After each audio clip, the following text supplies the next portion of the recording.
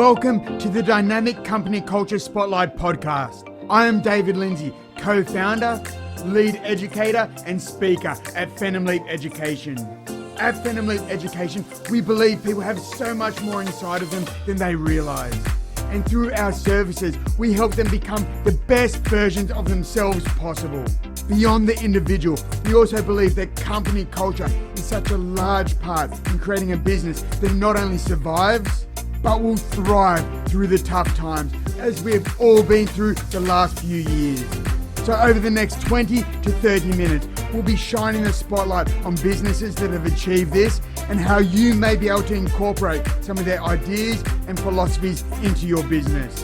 Stick around until the end and I'll reveal how you can become a guest on a future podcast.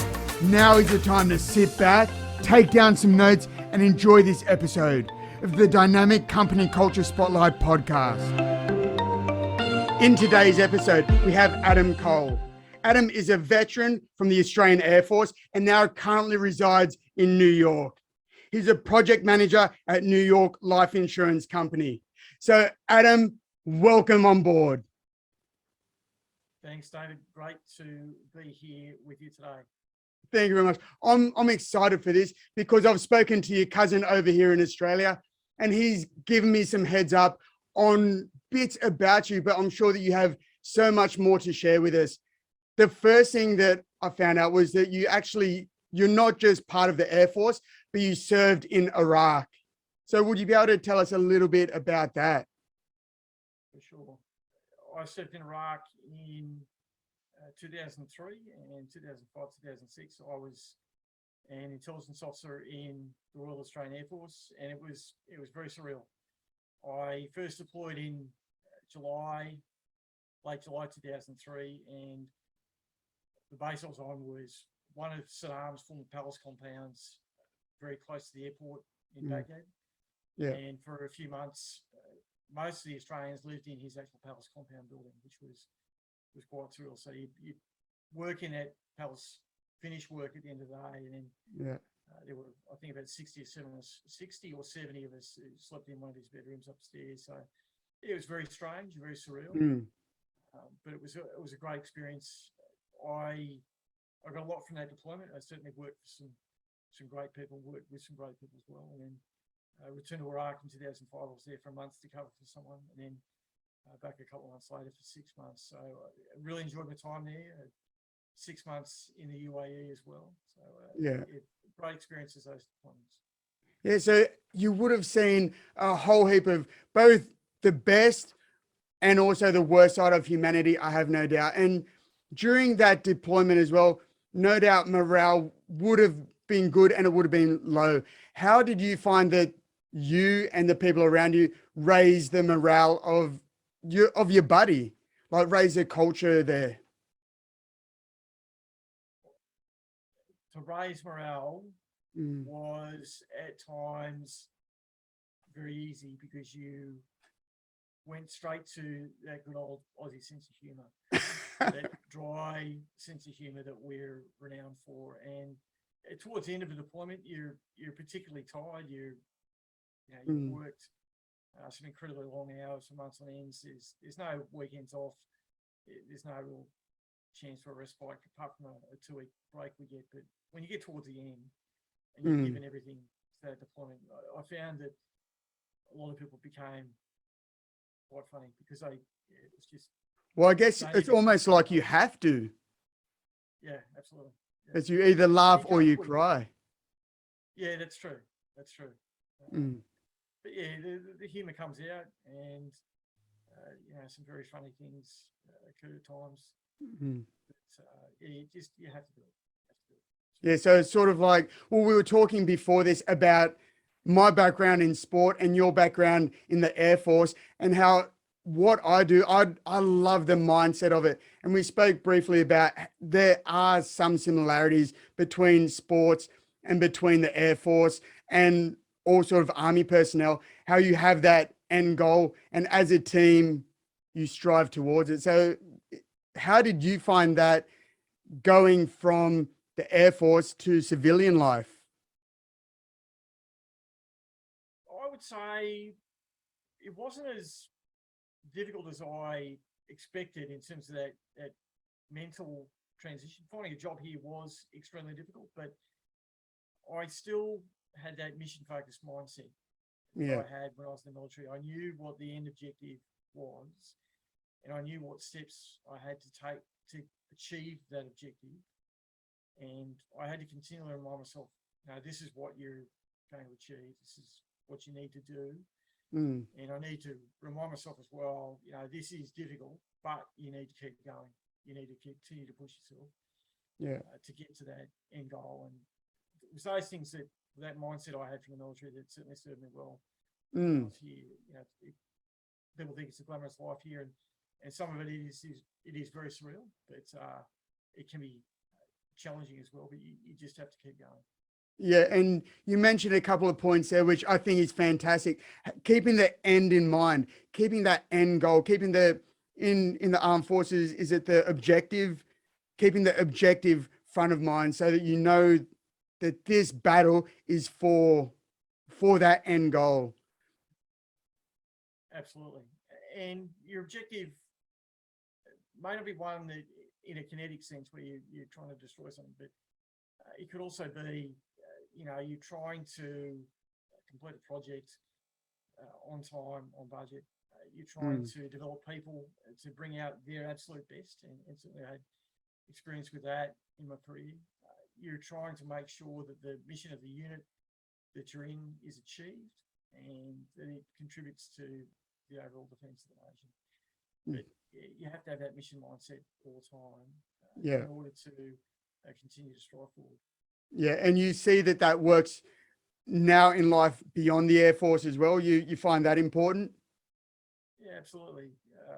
Being over here, I'm in a great job at the moment. Very happy with the position I'm in at the moment. But there's things that I still want to achieve here in terms of educational certifications, and I still want to be a good husband to my wife as well. And make sure everything's all good on the domestic front. But that mindset, to do well and achieve those goals is still very much in the forefront here. I have met other Australians here, and we all were talking one night, and certainly one of them said to me that to be here and to get a job, particularly if you're on a visa, you have to be a fighter. And certainly I could identify with that. Yeah. That's for sure. You definitely have to be a fighter. Like the little Aussie battler, just keep striving forward. It doesn't matter what's in front of you. You're going to overcome that. Absolutely. And beforehand, we were speaking about that you're a boy from the Gong, a guy from Wollongong here. It's just south of Sydney. Can you tell us about the move from Wollongong all the way to New York? That's a massive move, and I could only imagine the amount of stress that you went through during that moving time. Why did you decide to go over there, and what was the processes that you had to go through? Absolutely. So I grew up in Wollongong, a beautiful place, and I still remember some nights in summer you could hear the ocean very clearly. Yeah. I lived there, I was there in high school and uni, and then I joined the military, and I think the military's cruel joke with me was to post me to Alice Springs. So I was furthest from the beach as anyone could get. Yeah. But I remember spending some time there as I was leaving the military to come over here. And to come over here and then find a job, that was very difficult. It was very demanding because you're competing with Americans who don't need immigration sponsorship for a particular position, and you need to really talk to a lot of people. You need to sell why you're the best person for the job, what you can contribute, and how you can be an investment for the future, and why you're worth it. So that was very difficult, and I had to do that a couple of times because I was here for a short amount of time on almost like a tourist visa, but it wasn't easy. It's certainly one of the most difficult and stressful things I did, but I still kept that end goal in mind.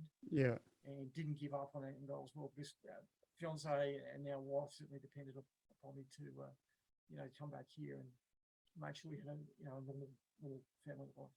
Yeah. And your wife, she's American, is she, or is she Australian? She's an American. Yeah, she's Yep. American. She's lived in the area where we live at the moment most of her life. She was in the US Army at one point. Mm. She's a native New Yorker, and I'm in trouble at most stages. She doesn't muck around, that's for sure. Yeah. She's a lovely lady. I'm very thankful for the support that she's provided to me, and yeah, she's certainly worth everything. Yeah. So as you mentioned, it's again coming back. You're keeping that end goal, keeping that mission objective in mind, and to jump through not just one hoop. You said you had to do it several times in order to get over and live in New York. You had to jump through hoop after hoop after hoop. But no doubt having that end goal in mind is the power that really gets you going when many other people will just put their hands up and go back home. Absolutely. Yeah, no, I certainly had to stay focused. Mm. And there were a couple of times where I thought I was being close to being defeated, but I didn't look at that as being final, but almost like a pit stop or just a pause, an operational pause. Yeah. But it was those moments where you had that pause for reasons that were beyond your control that you're able to regroup and then keep pushing ahead. Yeah. Oh, for sure. And it's the stories that we've spoken about and that you've shared with us on here, being in the war at Iraq, being at Alice Springs, all of this life skills, life knowledge, all of this stuff that you've come along with. What's something that you would tell a 15-year-old you? And I have no doubt as well that a 15-year-old you wouldn't believe the stories that you've got. Yeah, absolutely. What would I tell a 15-year-old me? I'd say certainly believe in yourself. Believe the sky literally is. You can do what you want, but you have to work for it. You have to work hard for it. You have to be willing to be incredibly self-disciplined if you want to achieve what you want to achieve. And certainly, if someone said to me as a 15-year-old, "No, this is what you'll achieve in your military career. This is what you study at university. This is what you'll achieve in your military career, and you'll end up living in the United States one day." I wouldn't have believed it. I wouldn't have believed it. Not in a million years. Yeah. But if that person said, you keep believing in yourself and you work hard, and success will come to you, then that is believable. Yeah. So that's a little nugget that you tell to people as well, that it's not just about dreaming, but if you put the hard work and dedication in, that's where the gold nuggets come from. Absolutely. Hard work and discipline will lead to success. And what skills have you taken from your time in the Air Force across to the New York life insurance company? Like to raise, because no doubt, I know that you've only been there for what you said, 4 weeks. Yeah, a few weeks. Yeah. So what's something you can do there to really help with everything? There's a slump, to help pick people up, and what sort of culture have you noticed there? Certainly, to answer the culture question first, and I think that's one of the reasons why I was selected for the position I'm currently in. Yeah. But there is a genuine culture of service in our company, and even on their website, if you scroll down one of their main pages, you'll see our mission is to serve, and certainly that is something that I could identify with, and something I mentioned on several occasions when I was being interviewed. But to contribute to that service culture is something that I'd be very doing at the moment, something we continue to do. Whilst I'm an employee at the company, but I would certainly use those leadership skills that I've developed in the military with my current position. Absolutely.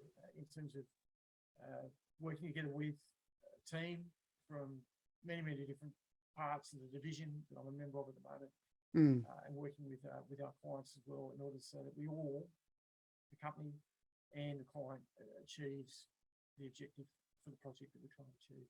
Yeah.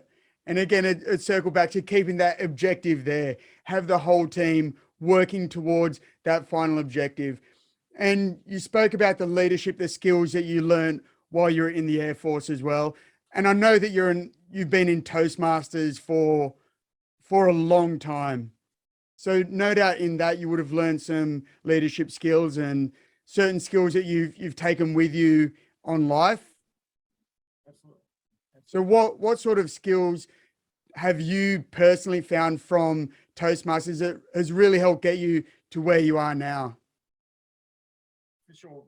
Being a leader in the military and being a leader in Toastmasters are almost two different things, but being a leader in the military at times is easy because if you're dealing with subordinates, they many times will invariably do what you told them to do because they don't want you to shout at them. Yeah. And that's not, people think that's what the military is, but it's not. But yeah, I think military leadership is at times a little bit easy, but Yeah. in Toastmasters, you're dealing with a group of people who come to that organisation who are absolutely terrified about public speaking. They have some of them have very little self-confidence. They want to be there because they want to change. They know they have to change, and that takes a lot of courage. So you seek to identify with them and tell them that that was you 20 or 30 years ago, and certainly that was the case with me. But you have to be a very encouraging and supportive leader. That's what I found with Toastmasters, because it's a voluntary organisation. If someone comes in of their own free will, and they can leave, in the blink of an eye if they choose to do so without any sort of real financial penalties. Yeah. You have to be very supportive, very encouraging. You have to mentor, and you have to motivate. Yeah. So, and I know that you're a mentor as well. Is it just in the Toastmasters organization, or do you mentor people beyond that as well? Yeah, I certainly I'm mentoring people in Toastmasters at the moment in one of the clubs that I'm involved in. Yeah. I would say from my time in the military back in 2001, 2002, I was responsible for first year cadets at the Defence Force Academy. And I remember being particularly hard on the first group I was responsible for. And not because I wanted to be mean or anything like that, but I wanted to set them up for success. I really wanted them to do well. I believed in those cadets. And I get from time to time, I see it on LinkedIn or I might get a message on Messenger from one of them.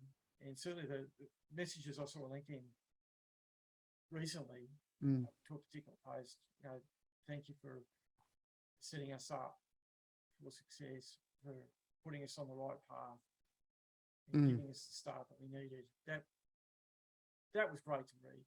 Certainly validated the approach that I took.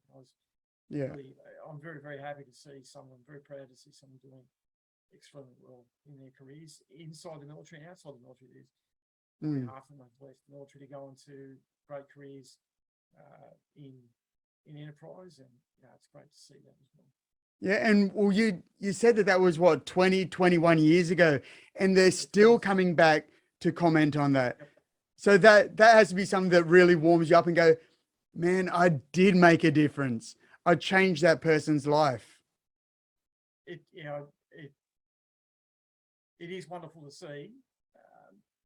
I probably try to be a bit humble and don't like to think that that person has done all the hard work themselves. I think I just set them on the right course. But to be able to motivate and influence someone and get them moving in the right direction, it's very. I think it's great to see. Yeah. From my perspective, hearing that, it's yes, you're being humble, but it's like with my wrestling coach, like with my fighting coaches, they've all had such an impact on me that have got me to where I am today, that I truly wouldn't be where I am today without them. And no doubt and I know you're humble about it, but I'd be super proud with that someone 21 years later still is affected by what you did. So well done. Congratulations. Norris, thank you. And with that, like I'm very much from that line as well, where you said that you were quite harsh on them, not to be mean, but in war, they're not going to come up and they're not going to pat you down with cotton wool if you get a little bit sweaty, or they're not going to tuck you in at night. And that's what real life is. Real life isn't people mollycoddling you. It's not people wrapping you up in silk sheets. So the reality of it is that it's a tough world out there, and we do have to have that armor. And the fact that you've done that, is there certain ways that you feel that you have built your own armor? Is it just through the Air Force training, or do you still do stuff to this day that really helps you to be who you are? I'd say there's a fair bit of reflection at times. Mm. You have to stop and think about, not so much where you've come from, but where you're going to. You have to still be focused on that end goal of what you're trying to achieve. But I do recall earlier this year thinking about some of the things I've achieved in my military career and being very happy, but I'd still say I'm very mission focused, very goal orientated person. But you just have to do a bit of reflection. You have to stop. I often think to myself, here, how did I get here? Not in a negative way, but it's more a case of, look at where you are. This is pretty good. You found someone that you want to spend the rest of your life with. You had a great career, and now you're really wanting to kick some goals in your second career and do some great work with this new company. Yeah, and you've achieved things that people, like you said, even a 15-year-old you would never believe possible. Being able to move from Wollongong to New York, traveled, like you went to Iraq, and where else did you serve at with the Air Force? So I served in the United Arab Emirates as well. So there was a P3 detachment there for, I think, over 10 years, but I had 6 months with the P3 detachment. So that was a great experience as well. That's brilliant. And currently you're at the New York Life Insurance Company. And what's your role there? I'm a project manager, senior associate project manager with the New York Life Insurance Company. So I work in a division, a group membership association division in New York Life Insurance Company. Yeah. And very much a team. There is a considerable team there, and to be part of that team, it's great. Everyone has the same focus. People been there for a long time, and they certainly know the company very well. But to be part of that, it's very empowering. Yeah. And it suits me and my personality very, very well. Very happy. Yeah, to be in that team environment and all going in the same direction. Yep, absolutely. Yeah, and as we start to wrap up, who would you be able to tell our listeners who your ideal client would be, both at the New York Life Insurance Company, and a little rundown on your mentoring at Toastmasters, and how people might be able to get in contact with you as well? Yeah, for sure. So ideal client, I'd say that's from all of my professional experiences, but someone certainly you're going to want to go the extra mile with, and certainly work well with that person. And certainly there's some clients that I've worked with that I've really got to know very well, and certainly took on their aims and objectives and made them identical with my own. So yeah, very much focused on what the client is trying to achieve, and very much focused on getting to know them, what they want. Absolutely. Yeah. In terms of contacts, just LinkedIn. I know there are a lot of Adam Coles in the world. I do some volunteering here at a museum in the city, and one of the security guards often calls me up and says, Adam Cole, the wrestler. And I think there's a WWE wrestler. Yeah, the ECW, because when I found that person as well when I was looking for you, and I went, ECW or WWF or WWE, whatever they're called. Yeah. You sure you're not the same person? I'm not the same person. Oh, okay, just thought I'd check. Okay, well, thank you very much for being on today with me anyway, Adam. And I really appreciate your time all the way from over there in New York. Welcome back to Sydney, Australia. And thank you very much. Thank you so much for listening to the Dynamic Company Culture Spotlight podcast. If you're a successful Chief Operations Officer, Human Resource Manager, or someone that runs a successful business that also has a great company culture, and you believe that you have a story to share with the wider community and would like to be a guest on a future podcast, please visit the link below. Or if you can think of anyone who you know would be a brilliant guest on this podcast, tag them in. And as always, feel free to share this far and wide. The further we can get this podcast, the more impact we can have. So don't forget to share this on all social media platforms and help others along the way. Don't forget to tag the DCCS podcast, as I love seeing your posts and guest suggestions. As we post regularly, don't forget to hit that subscribe button so you don't miss episodes that will possibly help your business ramp up to a whole nother level.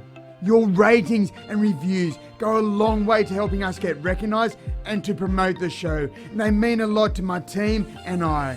If you want to know more, go to our website, www.phenomleap.com.au, or follow me on LinkedIn and feel free to message me there. Thank you very much for listening, and we look forward to giving you more tips on next week's episode.